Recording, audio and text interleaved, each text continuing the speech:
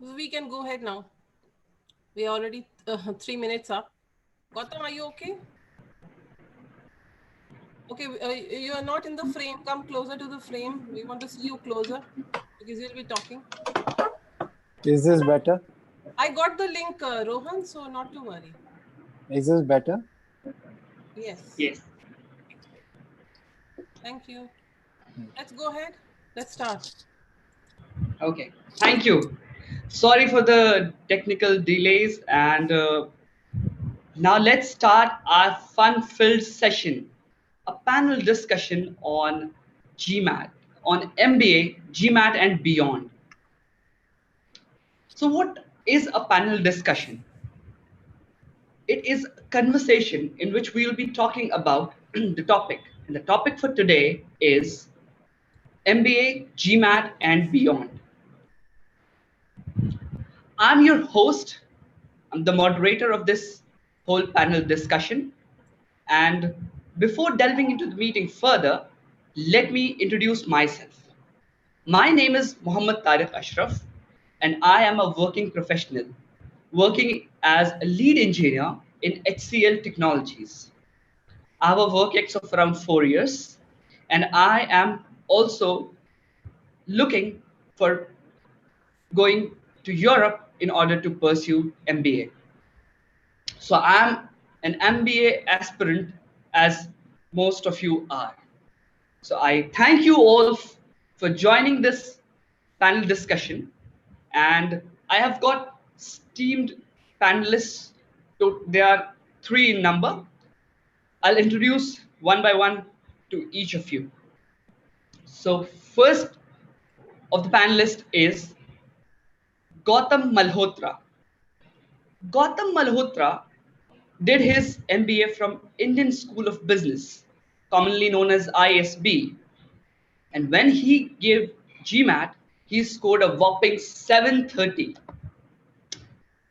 We'll get some tips from him also about how to prepare and how to get a score like him. He's currently working as a wealth manager in a leading financial firm. So now coming on to the next panelist is Ananya Utkarsh. Ananya did her MBA from Indian Institute of Foreign Trade, Delhi, and she did it. She did it through the IIFT exam and scored 99.4 percentile in that exam to be able to get into the IIFT. She is currently working as a trade analyst. And now let's welcome our third panelist, who is none other than Rohan Bansal. Rohan Bansal is someone uh, who's who has scored 750, mind it, 750 or out of 800 on the GMAT. He is also an MBA aspirant like most of us, and we'll be getting the tips, the nitty gritties of how to score a 750 on the GMAT exam. So I've got all the queries from the registration link, the questions that you have put on there, and there are many more that we'll discuss in this panel discussion. So now let's start. I hope we are good in attendance, and we shall start the panel discussion now. Timer, please mark the timings from now. So my first question to my esteemed panelists, and more particularly to Gautam Malhotra, who is an experienced MBA graduate, is that how has the world changed for you after you did your MBA? First of all, thank you, Tariq, for the very warm welcome and the exaggerated introduction. Thank you very much. I don't think that I did anything remarkable, but thank you again for. I'd like you to be the next time I'm pitching to a client. I'll like Tariq to pitch for me. Having said that, I think it's a very valid question, so from a point of view of opportunity cost, the investment, both financial as well as in terms of time, you need to understand how the MBA has really changed somebody's, and this is my own personal account, it could be different for different people. So let me tell you one thing. Let me tell you a little bit about myself before I delve into how the MBA really helped me and changed uh, my career path. So before I actually did my MBA, I had a non-traditional MBA background completely. I'm a professional. I was a professional sports person. I've been a golfer at a national level, uh, and I have always been into sports. I did my certification from the American College of Sports Medicine and got into sports conditioning as my first career choice, and then I went on the entrepreneurial route to set up an entrepreneurial venture in the sports conditioning stream. Now, having said that, of course, I've done reasonably well. That's why I guess ISB accepted me, because I'd done reasonably well. But what really made me, and that's why I'll tell you how life has changed for me post the MBA, and that's based on the discussion that I had that point of time, was that the MBA basically is this program. So depending on it's a 1 year or 2 year program, where you get into a program, firstly you get financed. If you get into a reasonably good college, you get finance. You get 1 or 2 years to study a little bit, party quite a bit, meet these fantastic, really amazing people, and if you're smart enough, add them to your network. And at the end of 2 years or 1 year, for me it was 1 year, you walk out of a job in a reasonably well placed organization. So what has really changed for me is the way, fortunately or unfortunately, I leave this to the audience to decipher, is the way people perceive me. To be very, very honest, that tag of MBA, that's one. Second is the doors of opportunity that I can now knock on. Irrespective of what I've achieved in my career, the ISB MBA, ISB brand name for that matter, really has helped in opening a lot of doors. That's number two. The third thing, what has also happened is that an MBA, it's not a specialization. It's not as specialized as doing an MSc in finance or an MSc in marketing or even a tech oriented program. It's more generalized. Yes, of course, you have finance specialization, marketing specialization. But to be very honest, those can be easily you can easily jump from one to the other. So what has also done is that it's really opened the doors for the employment opportunity across industries for me. So three things. One, the brand perception of Gautam Malhotra has gone up. Two, it has given me an opportunity to network with some of the best people, the smartest people in I would say, the country, if not the world, because India is one of the most competitive MBA markets, hands down. And finally, last to conclude, is that it's opened for me to pivot into different areas. Thank you. Thank you, Gautam, for that answer. Yes. Now I'd like to ask Ananya Utkarsh. Ananya, what what is your view on this question? Okay. First of all, again, I would like to thank you, Tariq, for bringing me into this panel, and I hope that I'll be able to do justice to all the people who are aspiring for an MBA over here. So, like Gautam, I resonated on each of the points. Before bringing my experience in, I would also like to introduce how my life was before an MBA, so that the people here could draw out the difference. So I'm a computer engineer, and I joined a software firm. And I mean, how many engineers does India produce in a year? So you get that number, and it was as average a job as it could have been. The number of responsibilities, I was not happy with the number of responsibilities I was handling. I mean, I felt that I could do so much more in those 9 to 10 hours. Yes. Yes. And the kind of networking, peer group, and to tell all of you, I was quite sure of an MBA right from the 3rd or 4th year of my engineering. So I had the CV building that comes up along with the MBA prep. So I had always done that alongside everything that I was doing for my career. So yeah, the limited opportunities that I had after an engineering course, I surely joined that. But then the two options that I had were I would either go for a 2-year MBA course or like an executive course. So I specifically wanted to do a 2-year course because I wanted to spend more time learning. Also, I had around 18 months of work ex when I got into IFT Delhi. So I think that was a pretty much good time to get hands-on with 2 years of an MBA experience. So once I joined into an MBA course, I realized that so the variety of people that you get in one single batch. So IFT Delhi hosts around 150 to 160 vacancies every year. And these are the people who come not right only from the engineering courses, but I'm sure in all the MBA schools, there are a variety of students joining in. So the first thing that I really enjoyed was the peer learning and the kind of competition, the healthy competition that you see amongst your peers. They're your friends, but they're also your competitors. The good B schools in India, they really give you lots and lots of opportunities in esteemed organizations, not just Indian organizations, but also world famous Fortune 500 companies. So that came second. Third, once I did my once I was done with my summer training, I actually realized more of what interested me.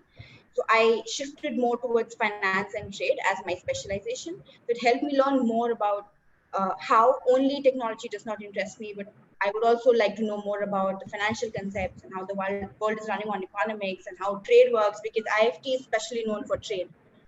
Yes. So Yes. yeah, this was the next thing. I mean, the learning portion was exponential. The kind of job opportunities that you get after finishing an MBA from a privileged institute, that's also exceptional.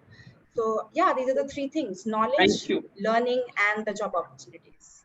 Thank you, Ananya and Gautam, for that wonderful answer. So the key things that are coming out, as I also think about going for MBA, and these are the things that I think in my mind that will happen to me after I get an MBA tag. First is brand recognition. Second is the network of people that I get connected to. And third, the learnings. And fourth, that Ananya pointed out, is that utilizing my own talent, which I'm not able to as by working as an engineer, because we all know what kind of work we engineers do in our daily work life. So thank you for that answer, Ananya. Now I'd like to move on to our third panelist, that is Rohan Bansal, who needs no introduction, at least in the Toastmasters arena. But as he scored 750, so I'd like to post the first question to him. How can you score 750, Rohan? Well, I can go for hours and hours on that, but the short version is practice, practice, and practice. 6 months of practice for like perseverance is the only key to score to crack the GMAT. But yeah, practice is the key. Okay. Okay. So now coming on to the question number 2 from you is that which books and which uh, resources that are available on the internet would you recommend for first verbal and second cons? Okay, so before answering that question, I'd like to answer how to look at GMAT from a mindset perspective before diving into books. Right. So for Okay. everyone, I think most of the participants here have gone through the Indian education system, where we Mhm. are focused more on rote learning, which is memorizing, learning, and giving answers based on that. If Mhm. you are targeting GMAT, you have to unlearn everything you have done so far in the Indian education system. The GMAT Okay. doesn't work on memorizing anything. The GMAT is focused on a different mindset where you have to deduce your arguments in a question, because no question is the same. If you're going into the GMAT with the mindset that I'll practice 10,000 questions and I'll get the hang of GMAT, you are as good as at the end of 10,000 questions, you will be as good as you're starting from zero. So the mindset is that you have to bear down on the basics for first and foremost, because every question is different. Every question will test different concepts together, and you won't even realize what hit you if you don't know the basics, right? So, and these are very elementary ninth and 10th standard basics which you will need to understand, right, before even jumping to the questions. So that's that. You have to unlearn everything you have done in the past and approach GMAT from a absolutely fresh mindset, with the mindset that you will get frustrated in the initial many months before you get it right if you're starting from absolutely scratch. Uh, but once you exit the tunnel onto the other side, it's absolutely, the grass is greener on the other side, as they say. So that's So that. can you now tell me what are the resources that you used in your prep? Yeah, so for me, since my weak point was quant, I selected this amazing online prep course called Target Test Prep, which So, is yeah, I would like to interrupt you for a minute. We are not sponsored by any of these organizations, so it is a genuine advice for everyone. And now, Rohan, please continue. sure. So I did this online course called Target Test Prep. It's a very good website that was recommended to me by one other student at that time. So that's exclusively for quant, and it really highlights, it's really the perfect course for anyone starting from scratch, because they have explained each concept in a very simplistic, fluid manner that is easy to understand, and they have tests for every topic, and they've segregated into easy, medium, hard. So you transition from easy, medium to hard, and it really builds up your basics. So So, that's for so the name quant. is Target Test Prep. Target Test Prep, yeah. Target Test Prep. Okay. For verbal, there are a couple of resources I would recommend. So verbal is divided into three categories: sentence correction, critical reasoning, and reading comprehension. Now, sentence correction you might have seen already in school, but critical reasoning will be something that will be new if you've never done it before, because in the Indian education system, particularly, we don't really focus on critical Don't. learning, but we have done sentence correction and reading comprehension, which should Yes. be easy to comprehend. But for critical reasoning, it's absolutely important that you start from basics and understand the purpose and everything else. So for critical reasoning, I would recommend there's this book called Power Score Critical Reasoning Bible, which is absolutely which details every kind of concept that you're tested on. So that's that's absolutely the first resource you have to, or at least I looked, and it helped me immensely. For others, I would suggest there's a Manhattan book called Manhattan Sentence Correction for sentence correction. And reading comprehension comes after you have gotten the hang of sentence correction and critical reasoning, because it's a combination of both. So that's that. And yeah, these are the books initially I recommend. Okay. So now coming on to my next question that I want to pose to Gautam Malhotra. And the question to you, Gautam Malhotra, is the diagnostic test necessary? Do you think is it relevant to give diagnostic test before preparing? Most definitely, yes. I'll tell you why.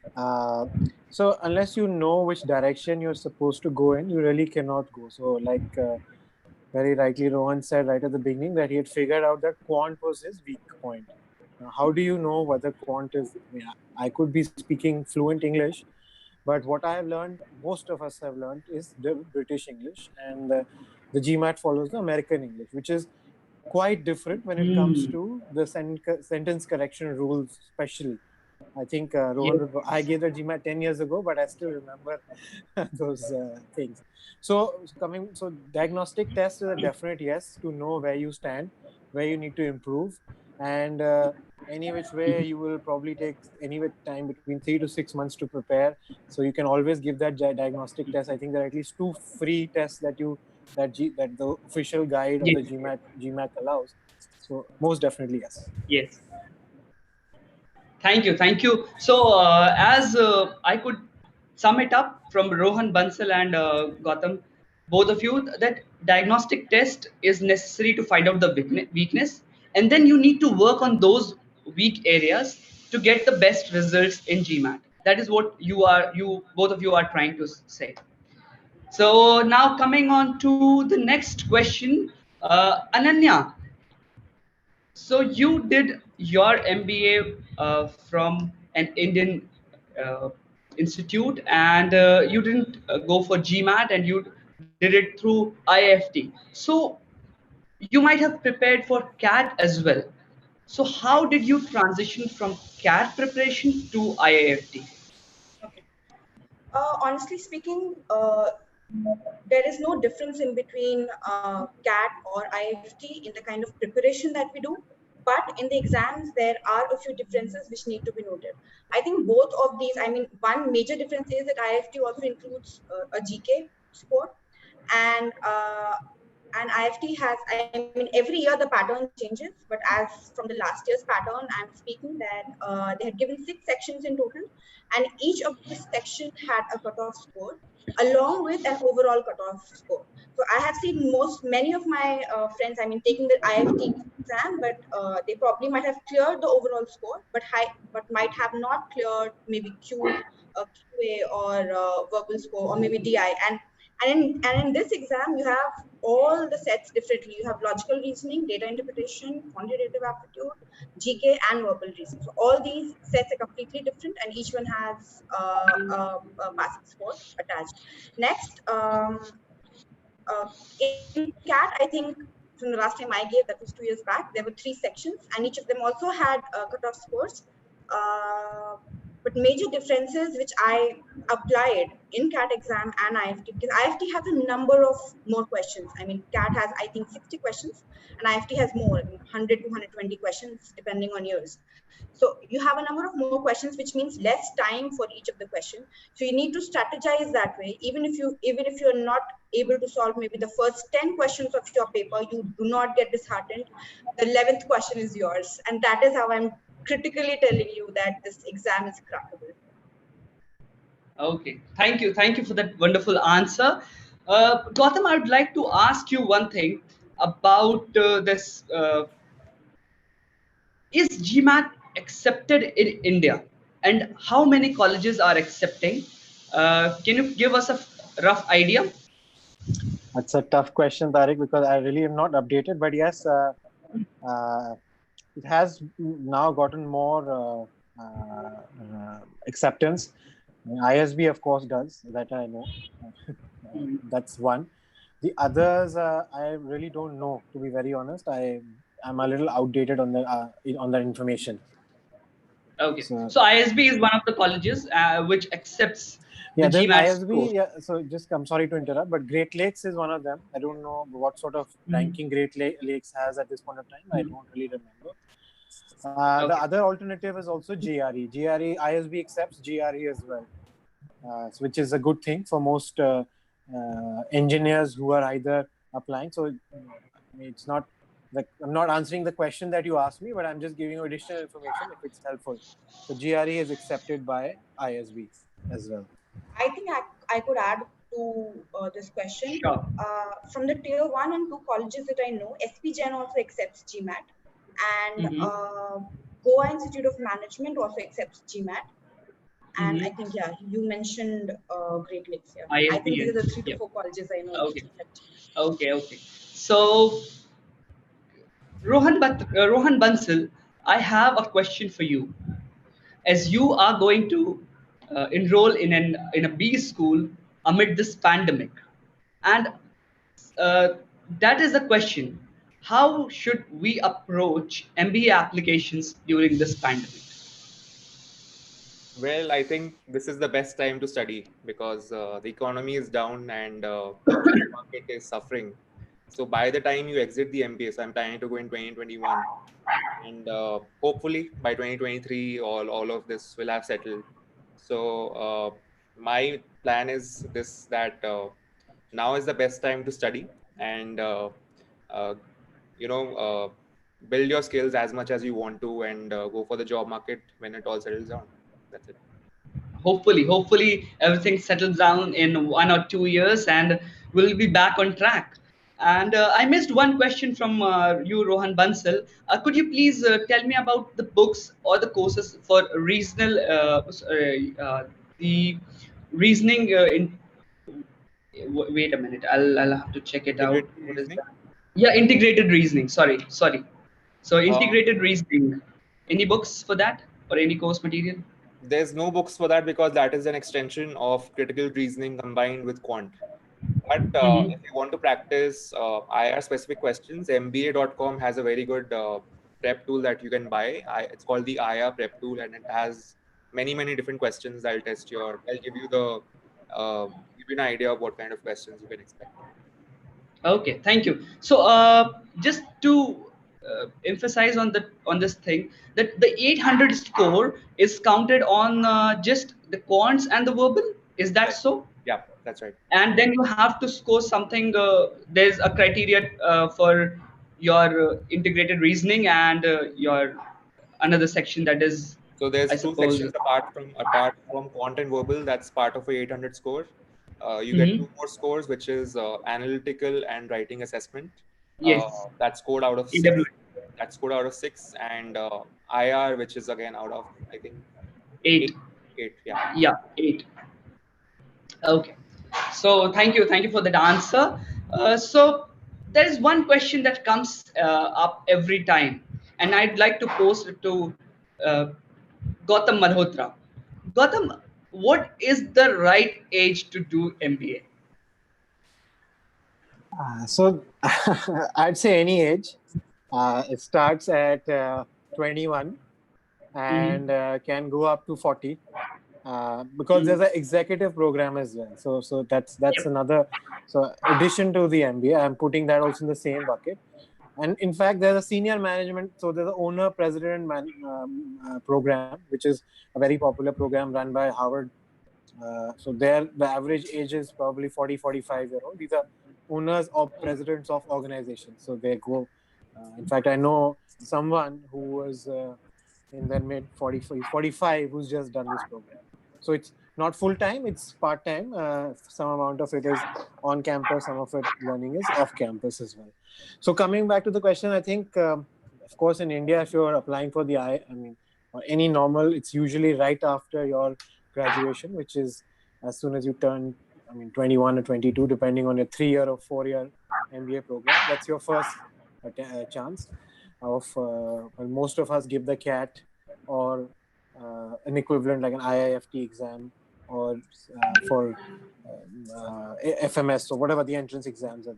And then some ISB, but talking specifically about ISB, the median age group is about 25 or so. So Okay. 25 with a work experience of 3 to 4 years is what is the median. But I'm assuming internationally it will probably be a year or two more, because one, there's the concept of the drop year over there, very, very prevalent, where people Yes. end up Yes. taking a year off. And secondly, they all have a 4-year graduation program. So that's the answer. So there is no age. You can start as young as you want, and you can continue to. And this is going to be more and more important since you raised the pandemic. It's going to be more and more relevant to upgrade your skills, and you will get more and more opportunities to do it remotely. So, coming to Ananya, can you please answer what was the median age in your college? Like, what age group was there in your college when you did your MBA? I think it was the same, around 24 to 25. I had in my college, I had both people who had worked for 5 years and also had freshers. But Mhm. the commonest was 2 to 3 years of work ex. So yeah, 25 to 20, 24 to 25 years. That was the median. Okay. And Rohan Bansal, would you like to add upon how that age changes, that demographic of age changes when you talk about international MBAs? Yeah, so sure. So based on my research and talking with students, it's at least in US and Canada, what B schools look for is how you apply your practical knowledge and combine it with the knowledge you get in your MBA, right?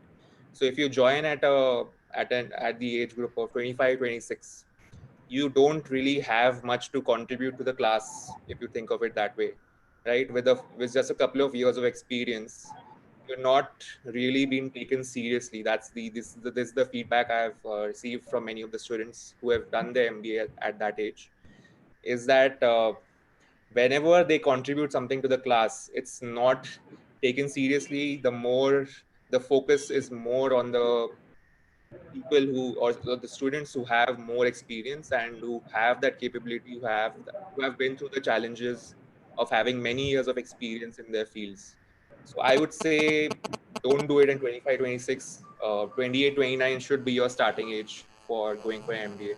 And then only at that age also you get to know what your interest, where your interests lie, what sector you want to be in, and you have a much better idea of yourself. So, and at that point, the cost investment and the time investment will absolutely pay off. So you have made both of these age groups happy. Thank you for that wonderful answer. So if you're planning to do your MBA in the age of 24, 25, and 26, go for an Indian MBA school. And if you're planning to do it later in your life, like 28, 29, or even 30s, then go for an international MBA. So that is what is coming out of this question answer. Thank you. So now moving on to the next question, I would like to post it to Gautam. So Gautam, was your 730 score in your first attempt? Did you get that score in your first attempt? Not at all. I think my first attempt was sub 650. I forget. I purposely tried to forget that, but I think it was sub 650. Right. So it was Okay. my second attempt, but so I uh, took the first time. I think it was 650, and then took another 6 months to clear, or between 3 to 6 months for the second attempt, and I got 730. Mhm. Okay. So, could you please elaborate on that part? How was that when you got a score of around 650, and then you wanted a score as much as 730 or above 720?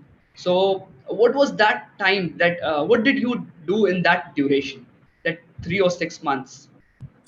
So I took the equivalent of diagnostic tests after tests. So basically, so by that time you are really, if you were prepared for it once, and also it's factor of luck and chance. So you shouldn't really.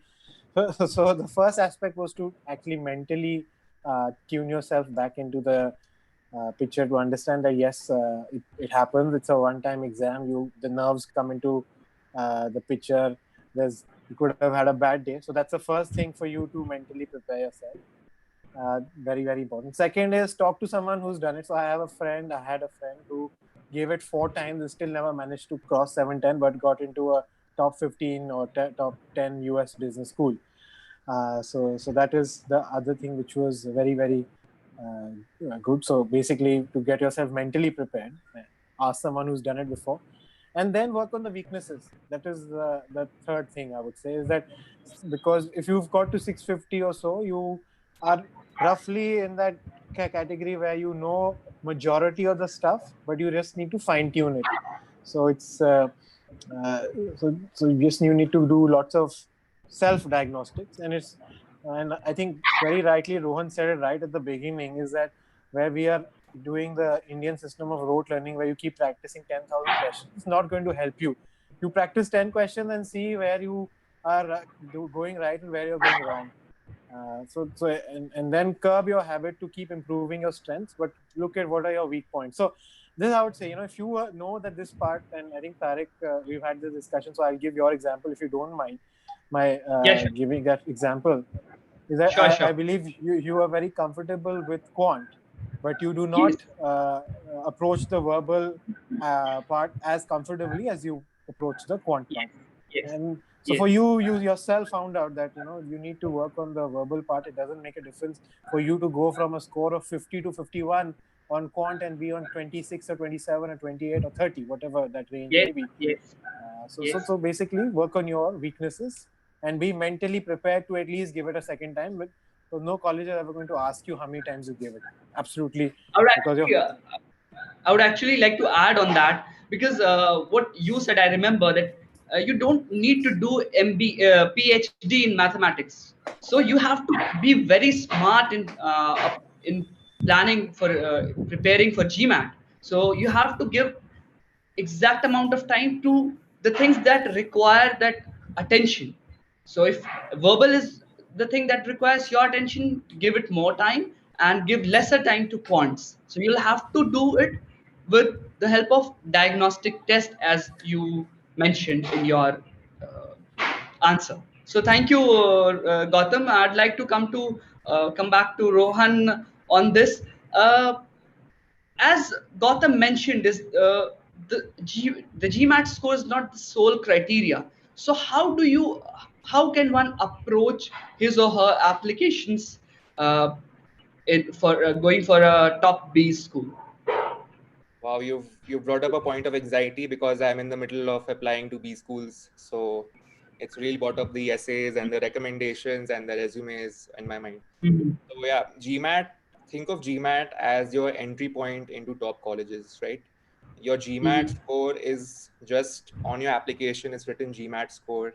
The top schools will see that as your entry point. And after that, your whole profile is judged, not just your GMAT score, right? So what you've done Mhm. in your life, how you've progressed in your career, how you have achieved success in your career, how you've made an impact in your career, everything, it's a holistic picture, right? So your professional life, your community service, your hobbies, your activities, uh, so much everything, how your recommenders add value to your profile. And so think of your application as the school's judging how good a candidate you will be in the class, and how will you contribute to your class in a very meaningful and impactful way. So think of your application as your pitch for being in a class. How will you contribute from the class? How will the class gain value from you being there, from your personal experience, from your professional experience? How will you contribute to the academic background and extracurricular background, and how will you interact with the teammates? So that's the main criteria. Thank you, thank you. Coming back to Ananya, would you please answer on this? Was your score in the IIFT, was it in the first attempt, or did you give No. subsequent attempts So to get that this was my score? second attempt. During the first Mhm. attempt, I missed IFT by 2.5 marks, and that was very much heartbreaking because you've just missed the top of the ladder, and you have to go through the whole process again for 1 year. So that was very heartbreaking. But then again, I would bring both Gautam's and Rohan's points here that it's exams are not just exams; they are test of your nerves, your patience, your grit, the kind of mental stress that you have, how you capture it, how you win over it. So it's a combination of all. It's a very intricate balance of your emotional and your emotional balance and intelligence balance.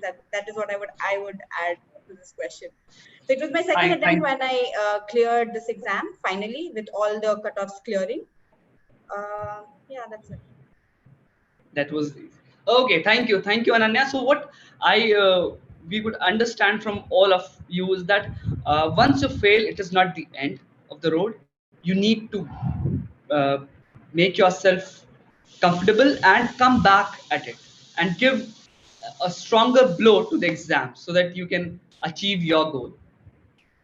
So thank you for Just all the one last information. thing that I would add Yes. just to this point of confidence and grit.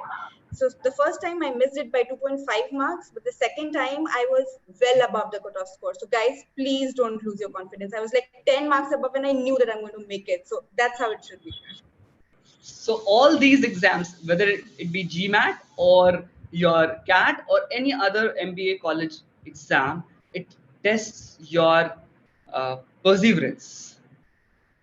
So that is the key thing that is coming out of this discussion. And I would like to tell you all that all these three people have one thing in common. So no, not all of them have cleared GMAT. Not all of them have done MBA, and not all of them are from the same background. So there is one common thing in between all of them, and that is Toastmasters. All three of them are have been a Toastmaster or are a Toastmaster at this point of time. So just I need a short comment from Gautam, then Ananya, and then final conclusion from Rohan on this part. So how Toastmasters helped you in your MBA or post your MBA work life? So I now do a lot of interviewing for ISB. So when I'm with an incoming batch, so I'll tell you how it has helped those, and that's what's going to be most important to the audience here. And is that if of course just being a member of Toastmasters would not really help you, because if the panelist on the other side happens to be a Toastmaster, he'll catch you in 1 second. So if you have contributed to your club in a leadership position, it'll show on your resume. So one thing very important is to have a go on after a leadership track during a Toastmasters and show it on your profile and speak about it. It should either reflect in your essay, and it is a very, very important, because I had lots of friends who had done that during my batch, and of course Toastmasters was a very important part of their application in terms of community service, in terms of their own leadership skills, in terms of communication skills. And also when I'm taking an interview, it comes out if you've generally been part of it. So that's a short and sweet answer. It's extremely beneficial.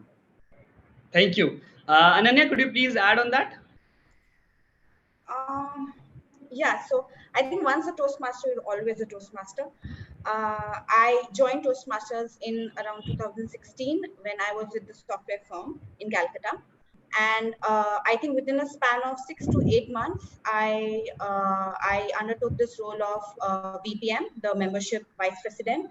It helped me a lot. I was the main member who was adding to more members into the club. We were opening more Toastmasters club. So it gives you a very entrepreneurial and a very confident stature to your personality. It adds more to your leadership skills. It helps you to understand how to talk to people, how to manage people, how you actually make a difference through all of this, and that's how you do. And I see a red card. Okay, Rohan, you can continue. Okay, so I'd just like to add to that a major component of going for an MBA is you have to engage in public speaking on a regular basis, whether it be in front of class or club activity or seminars or contact with the outside world. So Toastmasters already has given you an edge in that forum in public speaking. And as Ananya and Gautam rightly pointed out, leadership roles at Toastmasters definitely gives you an edge in terms of extracurricular activities. MBA schools already know that you are capable of leading the many different clubs that MBA has to offer, which is a very important part of your MBA journey. So yeah. So thank you for all those wonderful answers. I hope everyone got an insight of how to prepare for GMAT, and as well as an insight on other MBA exams, and how is Toastmaster helping these MBA aspirants and those who have done MBA and are doing uh, they are continuing with their work life.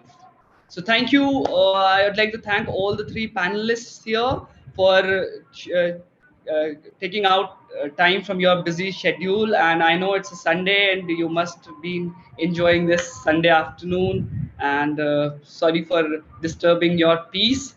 And it was truly an insightful session for me. And I hope it was for you, for all of the participants. Uh, Now I'd like to close this panel discussion here.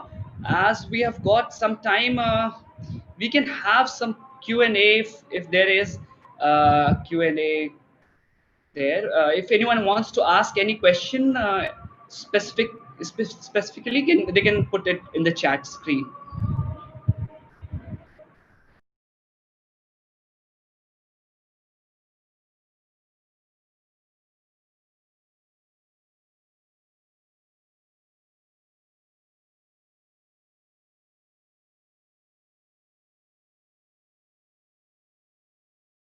So I don't see any questions coming. Tariq, can I ask here? Yes, Aditya, please go ahead. So my question is slightly weird because I've been told I'm currently pursuing engineering and I'm a currently third year computer science graduate. So I've been told to pursue MBA after this, and I'm not sure if it is my own uh, idea that I should continue with MBA or the people around me have made that image that MBA is something you should pursue. So how should I go about asking myself if this is the correct thing for me or if this is what I want to pursue? So, Bansal, would you like to answer that? Well, yeah, definitely. That's a very good question, Aditya. I would just say this, that think about what your long-term vision is, right? And you already have an engineering background, and uh, do you want to get into a managerial role? Look at MBA schools globally and look at their curriculums, their clubs, their electives. So many different clubs have different electives focused on entrepreneurship and innovation, sustainability, energy, technology, and so much more. Right. So think about your long-term vision, how you see yourself in 10 years from now, and work backwards from there. Right. And think about how your MBA can help fulfill some of the gaps that you have, or if you have some gaps in your skills or in your mindset or something like that. So think about the fact that you already have an engineering background. Think of the skills you have there. Think of the skills that you need to get to where you want to go, right? And that'll help you decide whether you want an MBA. Thank you, Rohan. Tariq, you're on mute. So yes, sorry. So there's one more question from Shiva Sood. She's asking that does the content of a referral letter or position of referring person matters more? Content of referral letter or the position of referring person, which matters more? So Gautam, could you please share your views on that? So definitely the content, it should be, I mean, the recommendation letter is about you as an individual and as a professional. So the person who is writing it should have had close contact or in some way with you. Either is your immediate boss, your supplier, your customer, your client. It doesn't really make a difference. Because I was an entrepreneur, I had my application recommendation from one of my clients, and the second one was my immediate supervisor. I didn't need to write to get it written from a CEO. So short and sweet is content and the relationship that you have with that, the frequency of your involvement with that, with the referee, with the person who's writing the referral. So Rohan, would you like to add to it? No, I completely agree with Gautam. Like in my personal experience as well, it's about the recommender should highlight your success stories, how you've handled various situations, and whether you're capable of taking feedback, taking advice, and reiterating your mindset. So yeah, it's all about the content. So one more question I'd take. I think it would be the last one to be, and that is general MBA or a specialized MBA, which has a better ROI. So Ananya, would you like to answer that? Shiva, before thinking of the ROI, I would rather think if I am already sure of which subject I want to pursue an MBA in. If I'm getting you correctly, it's like right, like SPJN offers you specialized MBA courses right from the first year. But in my experience, I mean, I'm telling you my experience. I chose a general MBA over a specialized MBA because I wanted to know which of the subjects or which of the fields interest me more. So as and when with time, with months of study, and especially your summer internship, it really helps you a lot to understand if you're fit for that particular industry and if you would like to grow in that particular industry. So I think more a question is if you are sure of which subject you're going to choose. It's not about ROI, it should be the same. I mean, I'm doubtful it should be any different for a general MBA or a specialized MBA. So adding to that, so yes, not majorly about ROI, but like if even if you go for a general MBA, do you get a chance to understand like which specialization you want to go into, or you just fall into any category in that? So I'm not really sure about Okay, it. so Yeah. in a 2-year course, what generally happens is that within the first 3 months, you are, I mean, you're overburdened with all the fields courses. So you're learning accounts, you're learning marketing, you're learning operations, you're learning so much in the first 3 months. So I think it gets a little difficult for a student right into in the first 3 months to decide what it is. I think if you have a prior inclination towards any of the one field or maybe two, you can probably choose one and then move ahead. Also, I think the selection in the summer internship is also very important because at times people who like finance get selected into marketing because of the pressure of placements. At that time, I think you really need to hold your guts and you need to apply only for the companies which you want and for the roles which you are interested in. So yeah, that's how it works. Similarly, as it happens in an engineering school in Yeah. our class. Yes, in Yeah, our so I mean, I think you must have learned. I mean, if you're an engineer, you must have learned enough lessons. So Yeah, so a yes. lot of questions. So just have Okay. to just being more careful. As I'm running out of time, I'd like to end this panel discussion with the last question from Swati, and that is to Gautam Malhotra. The question is: panelists are saying that before 30, it's good to be to do MBA in India, and after that outside. What if I'm 30? What if after 30 I want to pursue it in India only? So, what would you suggest to a person who is 30 and wants to pursue it from India only? An executive program. I think an Okay. executive program, and that's what this point. In fact, I wanted to bring it up, and thank you, Swati, for bringing this up at that point of time. It's not general. It's just, of course, a 1 year. So either do a 1 year program, which is like an ISB, which is a regular 2 year program rolled into one. It's not an executive MBA, or the executive MBA is offered by various schools. So executive MBA is the answer, and Thank that's you. Thank you because for this. that's Yeah. because of the Please. work experience of the people who are coming in would match yours. Thank you for the short and sweet answer. And now we are running out of time, so would like to end this panel discussion. It was a fruitful panel discussion, I suppose, and it was an insightful for session for each one of the participants. And I thank the panelists once again for answering those impromptu questions. I think the impromptu table topic session has helped you all in this. So thank you all. And I was talking about Toastmasters meeting, which happened where there is a impromptu speaking section as well.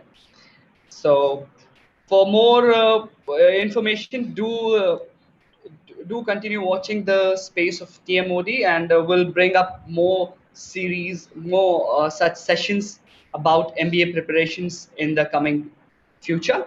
Hope to see you all in those sessions too. Thank you all. Have a wonderful weekend and have a wonderful Sunday evening. Goodbye.